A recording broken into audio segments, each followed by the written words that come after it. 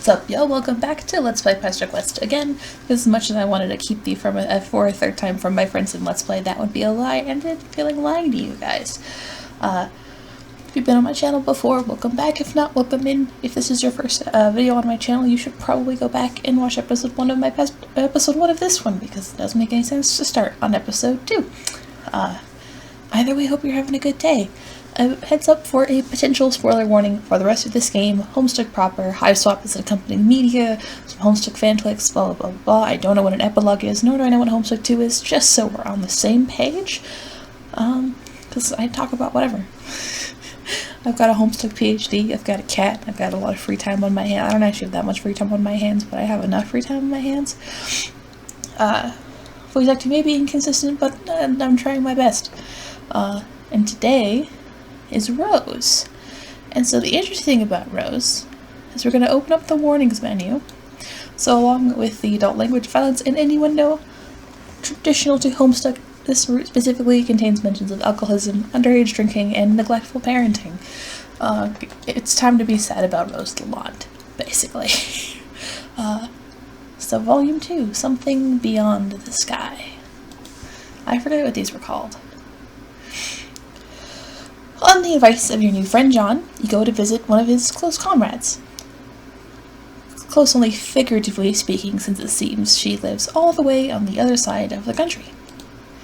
It's no problem for you though, since your new powers let you hop anywhere, anytime, even to places that don't exist. Well, you think your powers let you do that. You just have this distinct metatextual feeling that you could pretty much go anywhere at this point. You know that doesn't make any sense. It's nothing that does make sense about friendship, though, and that's exactly what you're about to do. Friendship, that is. You're about to do some friendship by making a new friend. Her name is... you check your notes. Rose. I was thinking about this after I went to bed. I don't know how to do a New York accent or what the Eastern United States sounds like, because I've never been to the Eastern United States. So pretend with me. This is her house, apparently. Looks kind of weird and modern, and it's situated in the middle of the woods for no good reason you can think of. Also, it's pouring rain, which is not what you would describe as ideal friend-making conditions. Still, nothing stops a mailman, not from delivering mail nor making friends. Rather famously, rain and other similar weather patterns provide no deterrent to the performance of his duty. And there is no duty more important than friendship. Look at her. Look at her. Look at your cheeks. So fun fact, I like to do my nails. I like to do my nails a lot, actually. I have a lot of nail polish.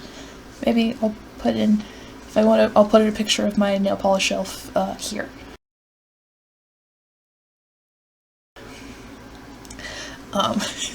Yes, I have a nail polish shelf. And actually there's some I'm waiting on to come in, but the point I was getting to is I like doing themed nail looks, and I love doing character themes, especially Homestuck has such good character color coordination, and I adore it because it makes nail art so easy to do. I actually just did I don't think I have pictures of the finished looks, but I did some beta kit nails recently. That was really fun. I haven't done my nails in a little while because it's been kind of a hectic week, but I think after this week ends, I should have my new nail polishes in, and we'll see what I do with those. Surprise, I like nail polish. Anyway, suddenly a woodland girl approaches. Who goes there? Oh, it's your new friend Rose, obviously. There is literally no one else this could be. Introduce yourself. You are the very cool mailman who John told her to expect a visit from soon. You doff off your mail hat to signal a friendly greeting, except recently you accidentally dropped it into a sewer, along with all your other mail-specific clothes, as well as all the mail you were supposed to deliver, as explained to her gratuitously in an unconvincing manner. Not a great start, you admit. But you've done much worse. I literally just went on to spiel about how I didn't know how to give her an Eastern accent. Eastern US accent. And then I forgot to do anything else. How do I... What's a good voice for Miss Rose Lalonde? You are not a mailman. Yikes, you are busted almost immediately. You may consider whether you should double down on the lie and try to say something mailman-like, or whether the right call is to come clean, since she's clearly too smart for this amateur bullshit. Oh, in fact, talking about my fic again, almost entirely because I was writing chapter 16. So as of recording this video, chapter 14 is coming out this Saturday. Chapter 2 will be coming out 2 Saturdays after that. And then I'm working on 16 now. And 16 is about Rose. Well, it's from Rose's perspective. But it's also kind of about Rose. It's very good. Rose says a lot of words all the time. But it's taking a few seconds too long for you to decide, which looks guilty as hell. That's it. The jig is up. You slash into feet. You ask her if she would please consider not telling John. Your heart couldn't take it if you found out your entire friendship was based on a lie. Give me a moment, I forgot I need to pull something up. Okay. Sorry, I forgot I had to... It's been a while since I played Pesterquest, and I wanted to remember where, because there's a divide in this one, I wanted to remember what it was. You want me to keep a secret from one of my best friends, to protect the feelings of a random buffoon who I've never met, and arbitrarily shut up in my house in the wilderness like a creep. So this is where it divides, one of the first times. So we're gonna say no. Man, I guess today is the day to get owned by teens. She's totally right. What are you doing just wandering up to her house without even calling first? It's just totally disrespectful of her time. No need to self-flagellate. It was a simple suggestion to be more critically examine your motivations and actions in the future. No, she's right. We're going.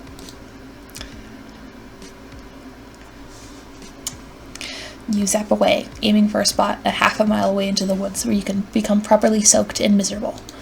But instead of trees, you find yourself standing in front of a bank of computers. Shit, you misfired. Wait. You remember seeing a big structure off in the distance when you were in front of Rose's house. You figured it was just some sort of office building, but this looks a lot more like a factory. Or a secret research lab. The computers show coordinates on a screen that don't mean anything to you. The countdown clock is frozen on 4:13. All of this has the trappings of a tableau someone set up for you to see. Turning away from the screens, you wander down a long line of gleaming science fiction equipment. It reminds you of pictures of old computers from the 1950s, the ones that took up entire rooms. I bet you could go back and visit some of those if you zapped hard enough. You wander through a whole maze of halls and wide, echoing rooms that aren't pictured because our art budget is only so big. I take it as certainty that they are all very mysterious. Eventually, you circle back to that strange bank of screens. Nervously, you hit a few keys, tap a few fingers against the readouts. Nothing. It's all locked down. You think if you could only get these screens to unlock, you could unravel the secrets to life, the universe, and everything. Or maybe it's your memories you are trying to unlock. Maybe then you'll understand the seething waters of this endless ocean of time and space intertwining in the... Meow? Meow? Meow.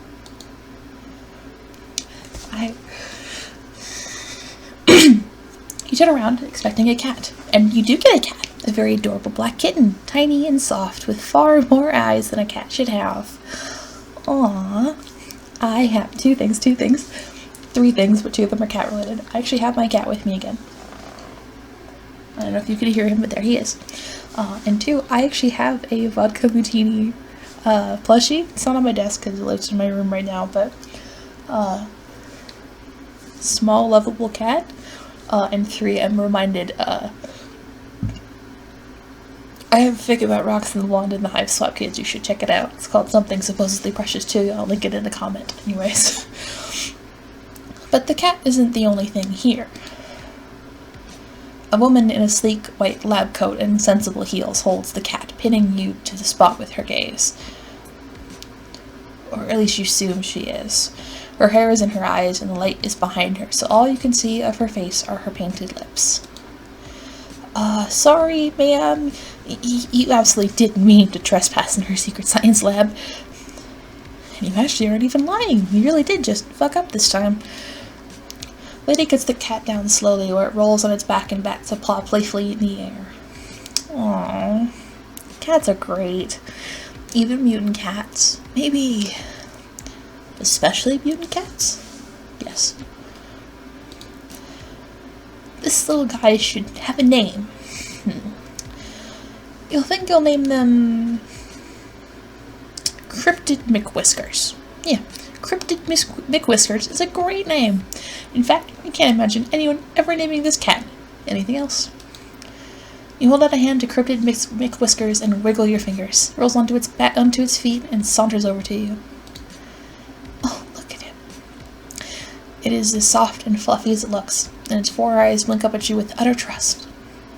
At least this kitty will be your friend. The ominous clack of heels on cement reminds you that you and Cryptic McWhiskers are not alone. While you're busy with the kitty cat, the very intimidating and well-coiffed lady has walked over to the bank of screens. She presses a button, and it must have some sort of fingerprint recognition or retinal scanning, or maybe she's just better at things than you are, because it works for her. On the floor, a few feet from you, is a round, gray protrusion, a platform on the floor. You saw it earlier, but you had no idea what it was for, so you just ignored it. We don't understand, can't hurt you. Right? You think that's probably right.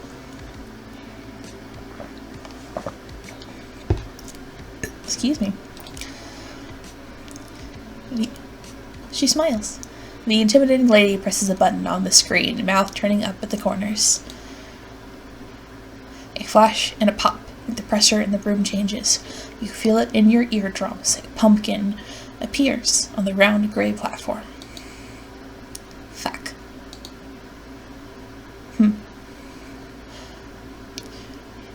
You aren't really sure what she's trying to say here. Making a pumpkin appear out of thin air is impressive, but it probably would have been more so if you hadn't been popping in and out of existence all day. It's gonna take more than a pumpkin to impress you. Pumpkin? What pumpkin? The lady shakes her head and hits another button. The pumpkin vanishes, and in its place is a tiger. Shit. Yes, you heard that right. A whole ass tiger. Orange and black, big teeth and big paws. Chapstick. For a second, the two of you just look at each other. Honestly, the tiger might be more shocked than you are. Kinda sucks to think about. 1 second you're just chilling on the savannah, mauling antelopes and drinking at the watering hole, and the next you're in a secret lab in upstate New York, staring down a very unappetizing looking protagonist. Excuse me. Oh, it got so close. Apparently you are appetizing enough for it to want to get a taste, though, because it looks from you to Cryptid McWhiskers, and back again. And it charges. You try to book it out of there. The lady in the lab coat looms up in front of you. She is saying something. You strain to hear her. The tiger is right behind you. The lady or the tiger? At the last minute, you remember you have magic powers, and you choose the third option. Teleporting the fuck out of there. Oh, not again. You just sapped into another unknown building. Although from the view out the window, you think you might be in Rose's house. Also, the fact that Rose turns the corner in the hallway and stops short, still in her rain gear. Her eyes are very wide. You weave awkwardly. That snaps her out of it. She stands up straight, sliding easily from shock to superiority. So you thought you'd just let yourself in? After wasting my time mumbling about the mail, a gaudy display of manipulative self-recrimination, and then popping out of existence to leave me asking myself as I had finally lost my mind. You hadn't meant to do any of that, especially not that last part. She's losing her mind, unless both of you are losing your minds together. Rose looks you over. Finally, she seems to decide that you are for real. Your predilections towards mailman mimicry weren't all that John told me about. Oh? He also said that you had certain powers. Powers of teleportation and time travel. I told him that he must be mistaken, since it's so well known, and accept his fact that magic, although a popular and highly engaging subject of fiction, is fake as hell. Oh, your zappy powers? No, those are totally real and not fake. Real in a different way than you being a mailman is real, since that is actually made up. She still got her umbrella open. Hey, doesn't she know that's bad luck? Luck is also fake as hell. You say you can do magic. Prove it.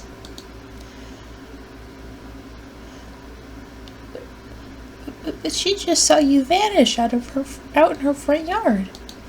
Like I said, I could be losing my mind. She could be losing it now, this very minute. But you see no point in arguing. You hold out a hand, and after a moment of hesitation, Rose puts her fingers in yours. Her nails are long and sharp and painted a glossy black. She closes her eyes, and her umbrella droops. Should I picture my room or something similar? I'm not quite sure how this is supposed to work. She still thinks you're fucking with her. Tell her you guess she can do that if she wants. Whee! Zap. When you open your eyes, you find yourself in a large, messy bedroom. Oh. She drops her umbrella. You really did that. Her boots track muddy prints into the thick white carpet. Surprise! You really are magic. 2009. I don't remember 2009. Most years, actually. But that's on memory loss.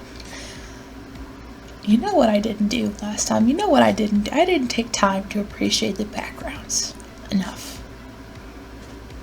Yeah.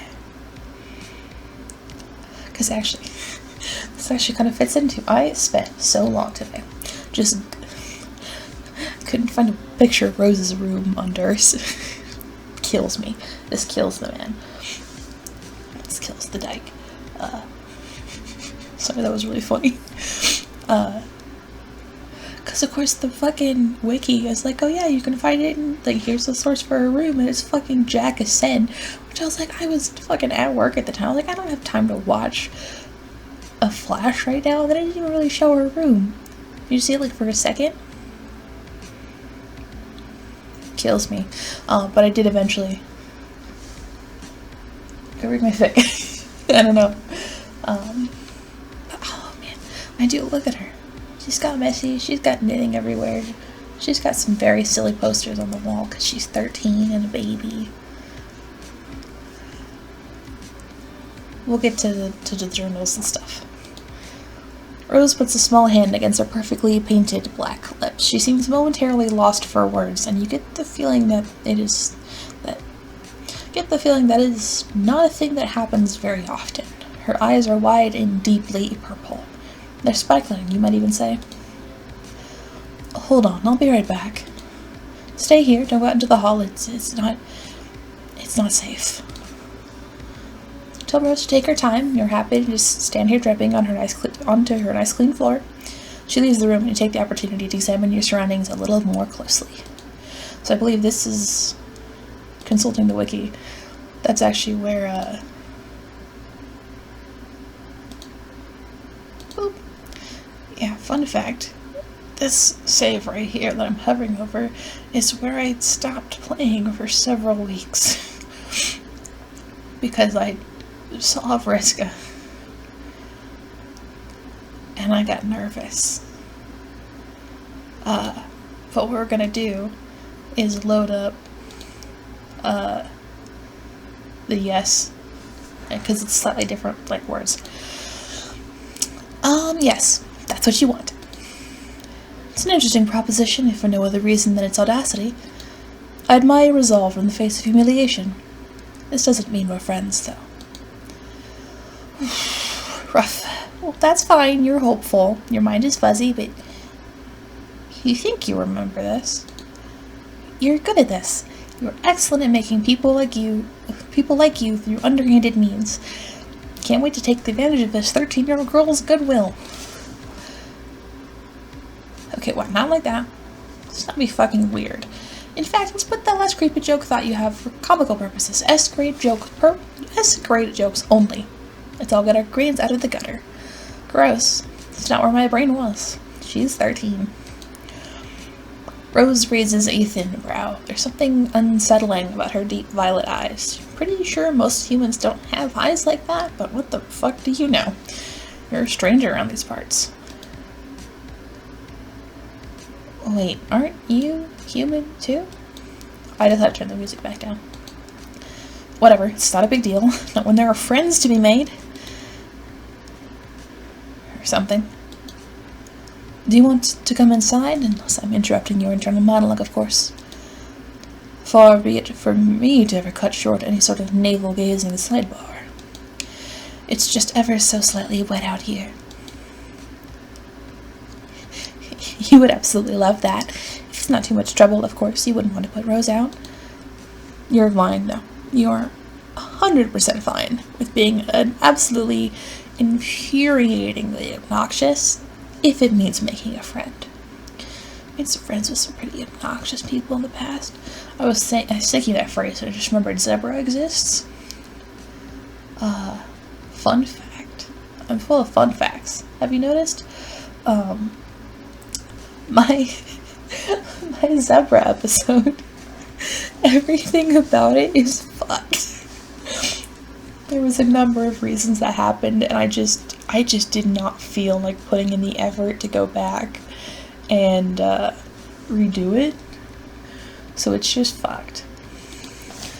Rose purses her lips, considering. Your predilections towards mailmen mimicry weren't all John told me about. Oh? He also said that you had certain powers. Powers of teleportation and time travel. I told him that he must be mistaken, since it's a well-known and accepted fact that magic, although a popular and highly engaging subject of fiction, is fake as hell. Oh, your zappy powers? No, those are totally real and not fake. Real in a different way than you being a mailman is real, since that is actually made up. Is that so? Prove it. You shrug. Easy enough. You hold out a hand, and after a moment of hesitation, Rose puts her fingers in yours. Her nails are long and sharp and painted a glossy black. She closes her eyes, and her umbrella droops. Excuse me. Should I picture my room or something similar? I'm not quite sure how this is supposed to work. She still thinks that you're fucking with her. You tell her that you guess she can do that if she wants. Excuse me. It's that two of you inside the big modern house, and when you open your eyes, you find yourself in a large, messy bedroom. Oh. She drops her umbrella. You really did that. Oh, alright. Rose stands in the center of her room in full rain gear. Her boots track muddy prints into the thick, white carpet. Surprise! You really are magic. And so is she. She looks inside of her heart. Rose puts a small hand against her perfectly painted black lips. She seems momentarily lost for words, and you get the feeling that is not a thing that happens very often. Her eyes are wide and deeply purple. They're sparkling, you might even say. Hold on, I'll be right back. Stay here. Don't go out into the hall. It's not safe. You tell Rose to take her time. You're happy to just stand here dripping on her nice clean floor. She leaves the room and take the opportunity to examine your surroundings a little more closely. The bed is unmade, books are strewn over the floor carelessly, and a collection of half-drunk cups of coffee crowd the desk. Half-finished knitting projects lie in stockpiles all over the room. In fact, there's a lot of evidence that this room was often occupied by someone with a lot of interests who has trouble settling down and putting her attention to one thing at a time. Neurodivergent Rose Lalonde? It's more likely than you think. And you relate. Not with interest, but with friends. Can't imagine settling for just one. Rose has a number of posters on her walls, although nowhere as near as many as your friend John. A calendar hangs beside the window, days ticked off with little X's all the way up to 4/13, which is circled. He stepped closer to read the year date up in the corner, 2009. But what the hell do you care about the date? You can make friends any day of the damn week, rain or shine, night or day. Rose is sure taking a while out there. She told me it wasn't safe out in the hall. Maybe she hadn't just been quipping. Maybe she's actually in trouble? What should you do? I don't think I mentioned this in the last one, but if you're not familiar with my Let's Plays, we've got all the bad endings first. And I cry a little bit about them. So let's stay put. Your patient spies off almost at once. Rose is back and looking significantly more put together. Also, she's brought you a towel. Here. I'm not overly attached to anything in here. It's mostly just childish nonsense I haven't yet bothered to rid myself of. But I'd appreciate it if you tried not to drip on any of the notebooks. She's changed out of her raincoat and boots, and she's dressed in a neat black skirt and a white shirt with a purple blob thing with tentacles. What is with these kids and their blob shirts? Don't turn me into an easily marketable blush. Now that's dealt with. Please sit down. She crosses her legs. You suddenly feel like you're at a job interview. Friend interview. You wish you were a little less damp. I was like, did we ever show up to a friend sim wet? And then I remember the only time we encountered Alternian rain. You fucking die. And also I love stealth. So. That wasn't partially related, but whatever. Actually, let's switch places. You're still pretty wet. You don't want to get her bedspread messed up. Don't worry about it. That's what washing machines are for. Now, let's talk about magic. Which up until now I have always taken for granted as being something confined to storybooks. Rose takes a wistful look up toward her bedroom window, grayed over and blurred with raindrops. You get the feeling that she's doing it for effect. Maybe that's why she wanted to switch places. You to switch places with her.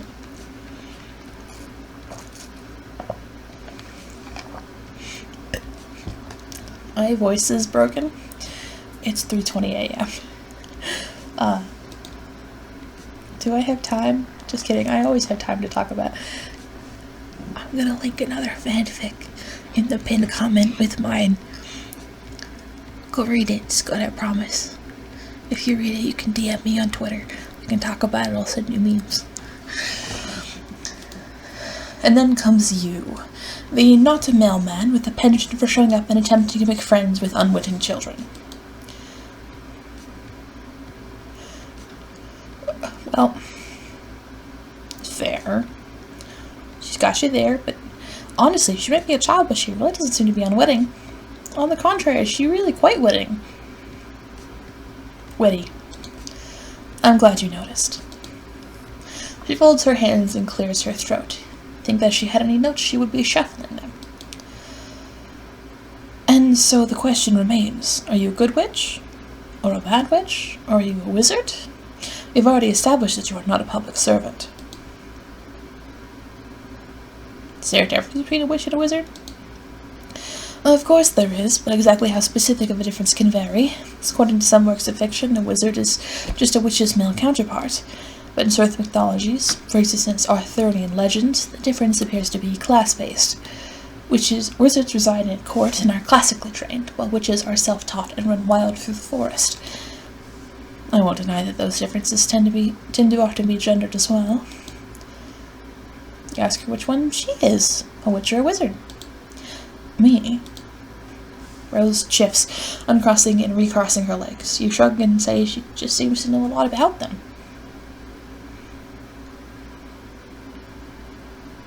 We haven't even gotten to the episode. I'm supposed to be sad about Roxy Lalonde, and I'm already sad about Roxy Lalonde, and I'm sad about Rose.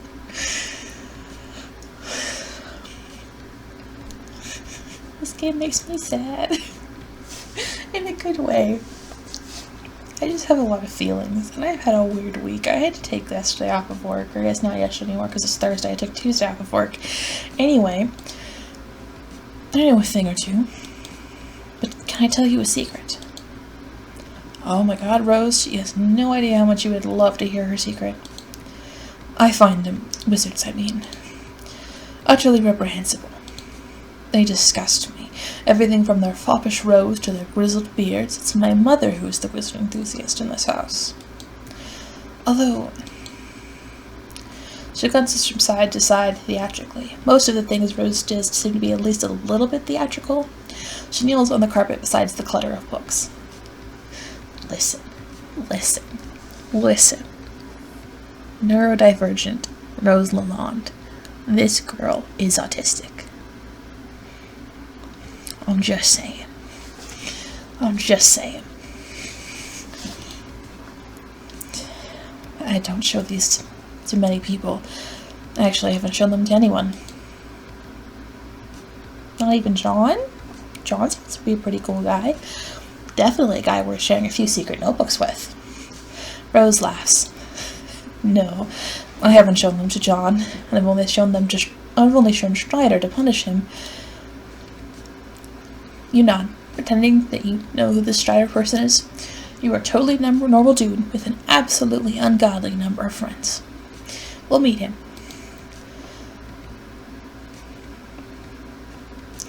A shadow moves through the center of you, a trembling moment of deja vu. You do have a lot of friends, don't you? That feels true, but the only people you know here are John and now Rose. Weird. Actually, how many? Let's play the how many friends we made in Friend Sim game. And by that I mean I'm just gonna go look at my Friend Sim. So, there are 38 episodes in my Friend Sim. There are 38 friends, I was about to say, because there are 38 episodes in my Friend Sim Let's Play, but one of them is the epilogue, one of them is intro bloopers, but 2 of the routes have 2 trolls in them, so we made 38 friends. It's quite a few. You try to put it from your mind and listen to Rose again. She's still talking about this mysterious Strider, flipping through one of the journals, too quickly for you to say anything specific, only that it is full from cover to cover. As if my modest writings are the sole source of homoerotic tension in his life when his brother is the one who insists on filling their home with a sort of dick butt for ironic purposes. Rose rolls her eyes. Oh boy, you missed the beginning of that. Probably made way more sense than it seemed like. Rose is searching through her notebooks, checking markings on the spine that seem to be some sort of cataloging system of arcane symbols. Where is... Oh, right. She does something quick and complex with her fingers, and another notebook pops into existence and falls into her lap. Okay, she really is a wizard. What? It's just a Silex. A child could use one. Here. This notebook has a couple drawings in it, but most of it is filled with small, neat handwriting in lavender ink. Is it Rose? Writing a book? No, don't be silly. I'm writing 4 books at least. 5, depending on whether I decide to flesh out Calamas's backstory. Isn't strictly necessary, but does add a certain amount of valuable character insight which renders their actions in later volumes more sympathetic. Not that I need all of my anti-heroes to be sympathetic. Just thinking what the literary reviewers would say. You nod. Smart. You would have never thought of what the literary reviewers would say. She's honestly pretty impressive for someone her age. Sorry, this is just what people said to me as a kid. Down to the writing part. Actually, you want to play a fun game? Let's play a fun game. Let's play the how many words has Opal written for their fanfic game. Okay, so I started this fanfic, my fanfic Beyond the Divide and Into Adventure. Very good fanfic.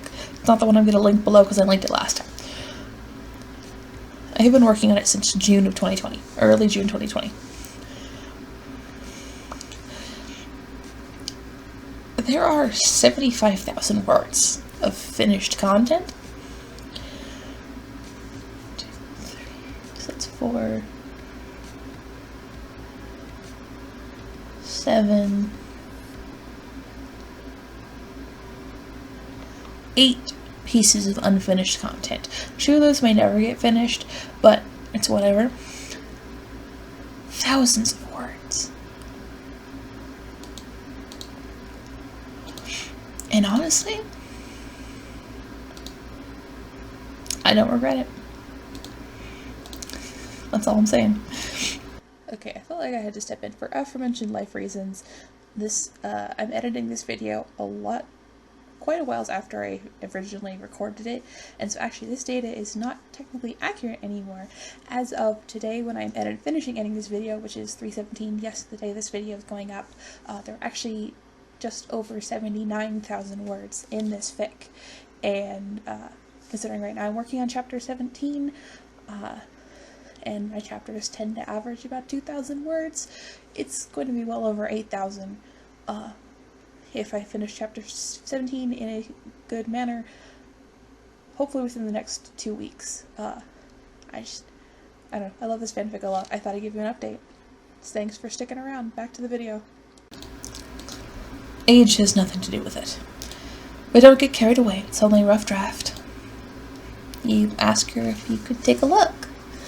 She hesitates, but you doubt she would have shown it to you if she didn't want you to look. What the hell? You can't trust a strange spherical imprint you met outside in the rain. Who can you trust? Right, in your thoughts exactly. Rose hands you the notebook and you open it at random, letting fate guide your hands. Okay, I gotta prepare myself. I forgot there was so much reading.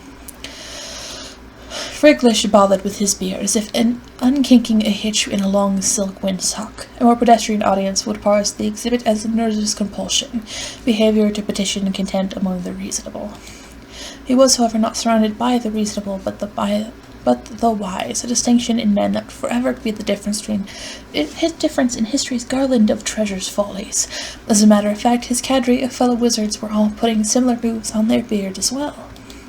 The practice would have been thoughtfulness, sagacity, even if they didn't do it all the time. Standing in line at the bank, shooting squirrels from bird feeders, few occasions were safe. Zazapan expected the clue, a single piece of evidence cradled in his courageous old man palms. It was a human bow, not striking in the tale it told alone, so much told by the thousands like it, festooning the marshy soil of the mass grave. The grisly expanse bore the texture of a decadent desert dessert, like one of Smarty's formidable custard trifles, wobbled out on wheels for the holidays, to the dismay of a small nation. "You're certain of this?" asked Friglish. Despite what he was doing with his beard, he was, in fact, immersed in meaningful contemplation. "I'm afraid I'm becoming more so with each terrible tick roused by that gaudy timepiece slung around your neck." In case it wasn't clear, Friglish wore a clock Zazapan didn't care for. It was magic. The massacre of Sin itself was not as written. Wow, this is pretty dense, but smart. You stroke your own imaginary beard and pretend to ponder the deeper meaning. Yes, intriguing Zazapan and Friglish, certainly there is some history there.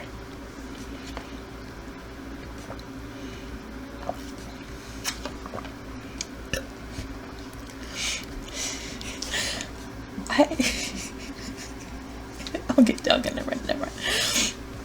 Yes, clearly, but the two of them shared once beyond simple romance. That is why it's gone so spectacularly sour.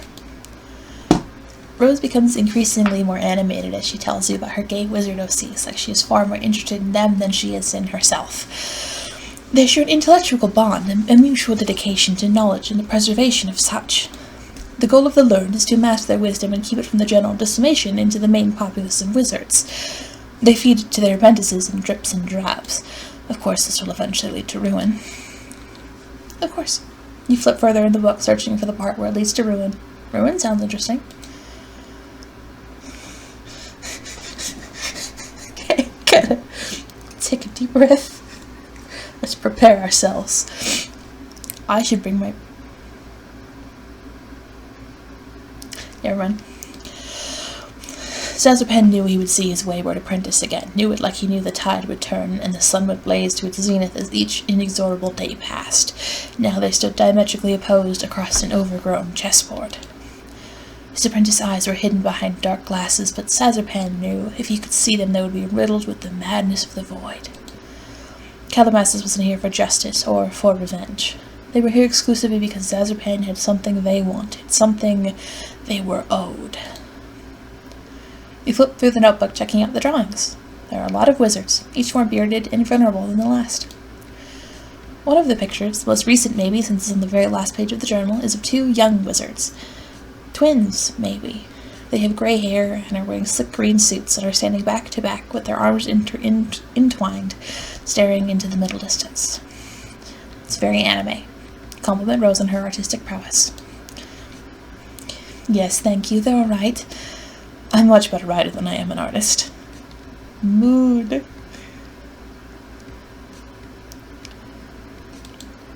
You tell her thinks she's really good. Way better than you. You're absolutely positive she's gonna be famous one day. I appreciate the encouragement, even though I know you're just trying to flatter me due to your strange thirst for affirmative experiences. John told me all about that. Damn, bustin'. But you really do think she's talented.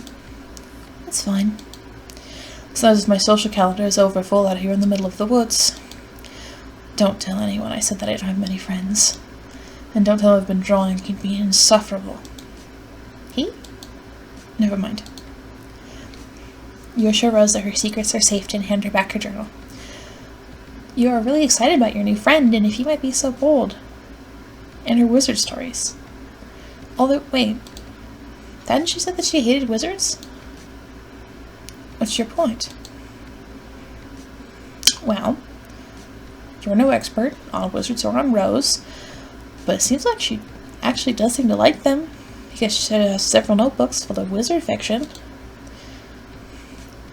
You weren't trying to get like a reel here, but maybe it's possible her mom isn't the only one in the family who likes wizards?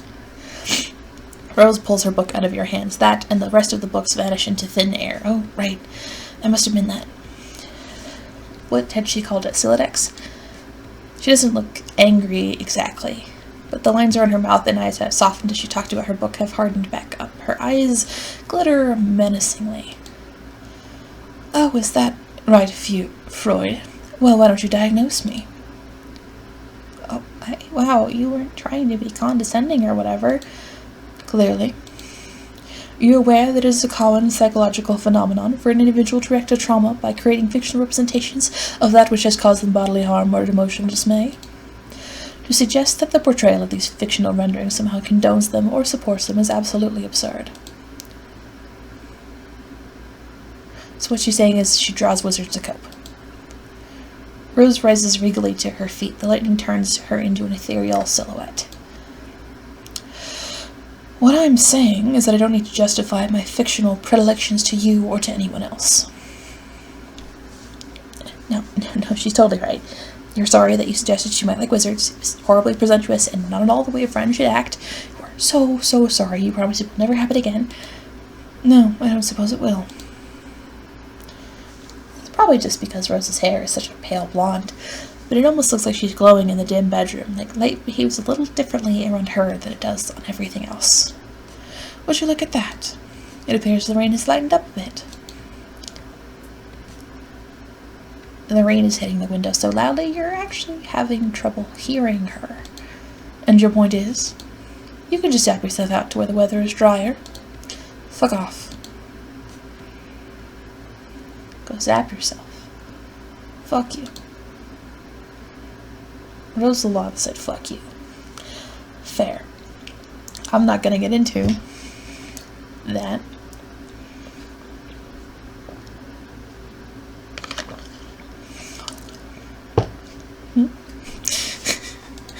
So let's instead go look for her. You are too anxious to sit still, and you aren't the sort of person who just sits there and waits for friend opportunities to fall into their lap. Better run headlong into danger. Or as much danger as a minimalist upper middle class house in the middle of the woods could offer. Rosa told you that it isn't safe. You creep out into the hallway, where a bunch of things happen more or less simultaneously. A deluge of quick-time events that you had no idea were coming. Lightning flashes in a perfect, jagged line across the tall window at the end of the hall, followed immediately by a crash of thunder so loud you think the house might be falling down. Abruptly, all the lights go out. Another flash of lightning, and for a continuous moment you see a long, thin figure superimposed against the window. See her again. There she is. You freak the fuck out, jumping about a foot in the air and yowling like a cat. A small hand lands on your shoulder, and you jump again. Calm down, it's just me.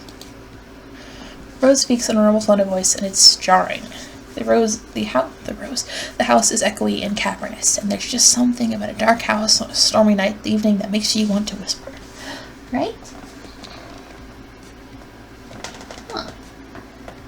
I tried to get him to meow, he didn't. I told you to stay put for a reason.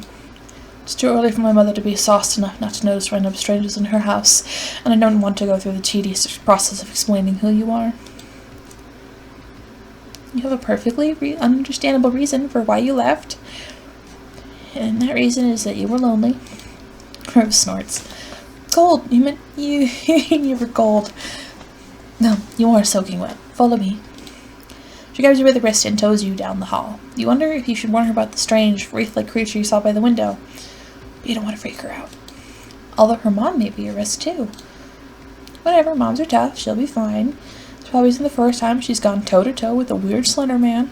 This house looks haunted as shit. Because of all of the wizards everywhere. Rose brings you to a dark laundry room, then motions for you to take off your hoodie, which you do, gladly, because it is soaking wet. That's interesting. The design on the front, does it mean anything? Oh, yeah, it is kind of cool. A blue line that zigzags on one end like lightning.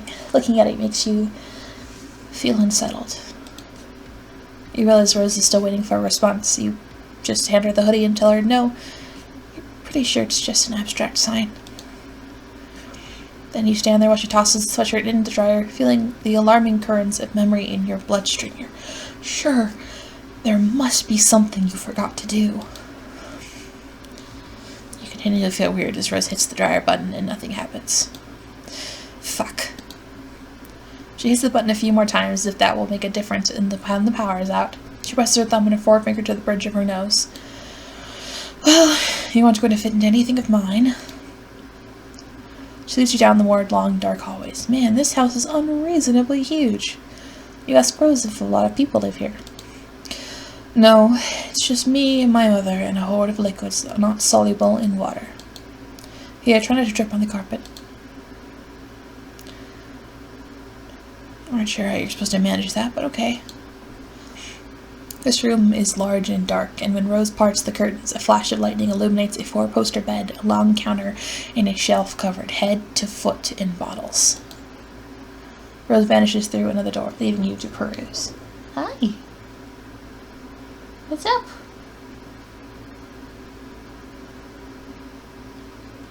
What's up? He got up and then sat back down again. This is, yep. This is all liquor. Shit, this is a lot of booze. Here, I'm not sure what you would want to wear, but this should work until the power comes back on and we can dry your clothes. Rose hands you a long silk robe. She won't miss this. I don't think she's ever even worn it. She has this whole closet full of fantastic clothes that she never puts on. Take the robe and go into the master bathroom. It's kind of a mess. The tub looks like it hasn't been cleaned in a long time.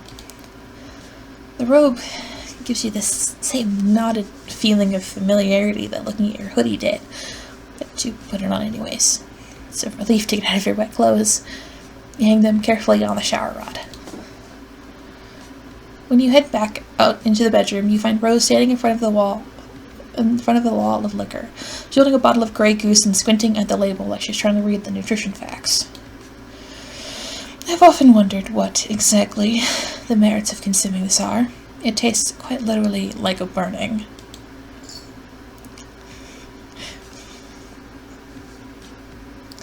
She opens the bottle, and before you can protest that she is by no means the legal drinking age in wherever the fuck you are, she puts the bottle to her mouth and takes a sip. She splutters. Blech. It's terrible. I could have told her that. Straight vodka isn't for the uninitiated, even fancy vodka. You take the bottle from her. She hesitates for a moment, then lets it go. You set it back on the shelf. This is, really is, quite an impressive liquor cabinet. Liquor wall. Liquor room. Her mom must have really refined a palate. Insert piece from my Hive Swap Let's Play about how Roxy has terrible taste. Don't strain yourself. You can say it. What's the point of mincing words? She's a fucking alcoholic. Wow. This is intense. Not sure if you're prepared for something that this heavy. You're kind of counting on some silly shenanigans, maybe a couple funny jokes. You aren't cut out for this. Ah, yes. The realities of these kids' lives. Different John. He's doing alright. He's got a good dad. I can't remember. I know Hussey talks about how Bro was a piece of shit, but I don't know if it ever talks about Roxy. Roxy. Yeah. I get the feeling that at some point you might have been cut out for this. You might have been the sort of person your friends or potential friends could count on. In fact, you know on some level that this is true, but whenever you try to nail down any sort of specifics, you find a gaping lacuna in your experiences. It's all just white noise. Remember the time we got fucking sloshed? Is that the word? Is that a word people use? Sloshed? Rose's shoulders slump as she stands surveying her mother's bottles. She doesn't even have the decency to hide her distasteful habits. Who needs an entire wall of liquor bottles? She doesn't have people over. She doesn't have any friends. This is all just for me. Just more of her passive-aggressive act as a femme fatale 1950s housewife with a death wish. It's all just like the wizards. Wizards? Don't worry about it. You know how long it's been since I've had a home-cooked meal? And I'm not saying that I require or even deserve a lovingly crafted culinary masterpiece every time I sit down to eat. That's going a bit far. I know John complains about being plagued by fatherly concern every chance he gets. He's overwhelmed by pastries whenever he ventures from his room. I'm glad my mother doesn't poke her considerable nose into my private affairs. I'm sick of eating oatmeal. Rose. I told you, don't worry about it. But you will worry about it. You worry about all your friends. All 2 of them. Rose smiles with half her mouth. It seems to be about all she can manage. Lightning crashes. She looks so small and sad against this wall of bottles. You know how to fix this. Disclaimer, don't do this. Leonard rolls and you clench your fist. A friendship clench. You don't know who you are. You don't know why you're here. But you do know that surely you have these powers for a reason. I'm back to thinking about Roxy and the Hive Swap kids.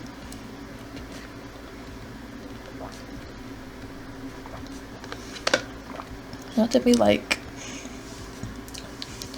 Roxy is a teen alcoholic who probably never got help because Grandpa Harley is a piece of shit, but Roxy never did get the help she needed. And what better reason than helping a poor young girl with her troubled home life? Rolling up your floppy sleeves, you get to work. What are you doing? You start with the dark liquors first. In your experiences, those cause worse hangovers, and are more likely to contribute to the absence of hot, motherly meals and the overconsumption of oatmeal. Grab 2 bottles of rum and 1 of bourbon, which you tuck in one armpit. Then you zap out of the house and into a clearing in the nearby woods a couple of hours ago before it started raining. You drop the bottles and go back for more. Are you just stealing all of my mother's liquor? Is this your solution to her alcoholism?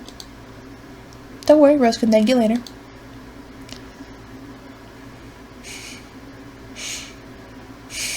She's just like, okay, whatever.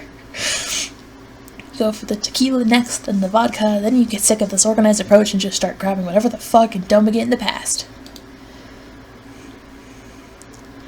Rose watches you do this for a while, then she hops up on the counter, crosses her legs, and starts texting. Wow, she's really so intent on her conversation that she isn't even noticing you fixing her domestic situation. She keeps getting you little fleeting looks, and you're pretty sure she must be talking about you. She just let her talk. It's her right to try. It isn't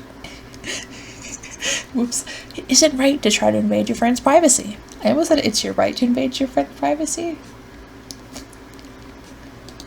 You attempt to resist the temptation, which you fail at immediately. Not even an overused meme can save you.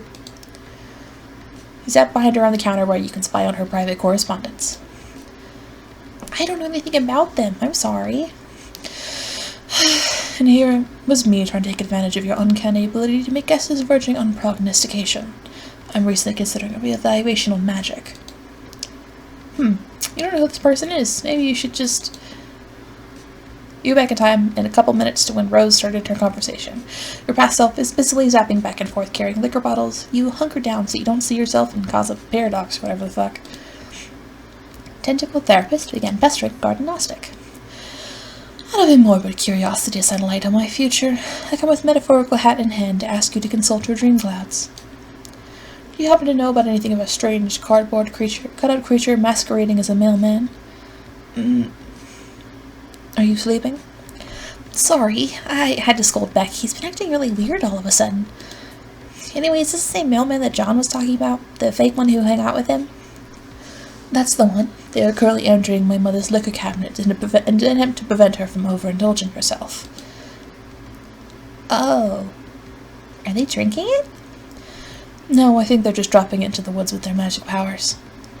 Oh, Do they know that she could just go out and buy more liquor? That's something you can do where you live, right? Yes, well, not exactly where we live. I think the nearest boozery is a good 20-minute drive. I'm not actually entirely sure where my mother got it all. We don't own a car, as far as I know. Sometimes it just seems that she has the ability to just make things appear. I don't know anything about them, I'm sorry. And here was me, trying to take advantage of your uncanny ability to make guesses verging on prognostication, as I'm recently reconsidering a reevaluation on magic. I'm still pretty sure magic is fake. At least the kinds of magic you're talking about. God, shit. There's probably some real magic out there somewhere. Yes, for instance, the sort that lets you spy on your hostess' private correspondence while you are stealing her mother's libations. Oops. She's a smart kid. Smart cookie, that's what they say. It's a weird phrase. It's a weird phrase, but she is sweet. Excuse me. You freeze. With the contract zap, you reappear in front of Rose. She sets her phone down and props her chin up on a delicate fist. Sorry. You honestly don't know what got into you. You just couldn't resist using your power for evil. Haven't you heard that with great power comes great responsibility? Rose is right. She's totally right. You've only had this power for like a day, so you still aren't used to the idea of being able to just zap all over the narrative. Clearly, you did not appreciate the implications. Zapping all over the narrative sounds potentially stressful. Oh, you bet you are incredibly stressed right now. Not at all, because it's nearly 4 a.m. and I have a project due at midnight tonight that I have to work on before class starts, but I have to work in the morning. I don't have any noodle bowls to eat. Rose laughs. You apologize to her for stealing all of her mom's drinks. That was kind of overzealous of you. No, actually, I thought it was hilarious. I've never really been one for pranks. It's always fallen more in John's wheelhouse, but there's nothing wrong in occasionally stepping outside of one's comfort zone. Let's do the vodka next. Two of you working together gets the place cleared out pretty quick. Step Rose along you to the bright clearing in the field, and for a moment she just stands in a sunbeam, blinking up at the cloudless sky. Her expression says that she still might not be totally convinced any of this is happening. When all the liquor has been transferred from the bedroom to the woods, in a big glittering dragon's hoard of booze, you and Rose fall down next to it in a messy heap. Well, you fall in a messy heap. Rose lowers herself daintily, sitting more on her knees than on her butt, probably to keep her skirt from getting dirty. You get the idea that she, even though she lives in the middle of nowhere, she doesn't spend a ton of time outside. You tell her again that you're sorry you spied on her correspondence with her green friend Gigi. Also, you hope she isn't going to get in trouble with her mom. I'm not unduly concerned. I'll tell her where it all is in a couple of days. Although by that time I'm sure at least a good third of it will be water damaged. I'm sure this will have fantastic implications for our relationship, and that it will exacerbate the emotional problems underlying her addiction. You laugh awkwardly. Now you just kind of feel like an asshole. Rose lies on her back on the grass and raises a hand to trace the curves of a fluffy white cloud. She closes her eyes. Perhaps it's just projection on my part, or wishful thinking. But ever since I met you, I feel like something has changed. Or rather, something has failed to change, if that makes any sense. It's probably nothing. Her eyes flicker back open, endlessly purple, fixed on the sky like she can see something beyond it. And once again, you feel that there's something really crucial that you forgot. But at least you've made a new friend. And you don't, even if you don't think Rose's brain would ever allow her to call you as such, you're lying in a sunny clearing next to a pile of alcohol, and honestly, it doesn't get much friendlier than that.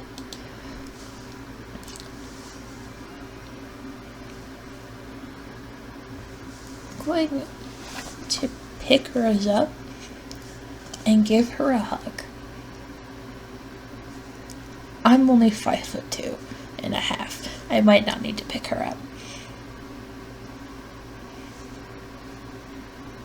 But I'm gonna give her a hug. I wasn't joking about having work in the morning and a project to do. So I don't have a whole lot of closing thoughts other than I love Rosalind. I hope in this universe Roxy can go get some therapy. Grandpa Harley is a bitch. And I hope that whatever time of day it is for you, you're having a good one. If it's not good for you right now, I hope it gets better. See you in Dave's episode where we'll have some gay panic. And have a good one. Bye!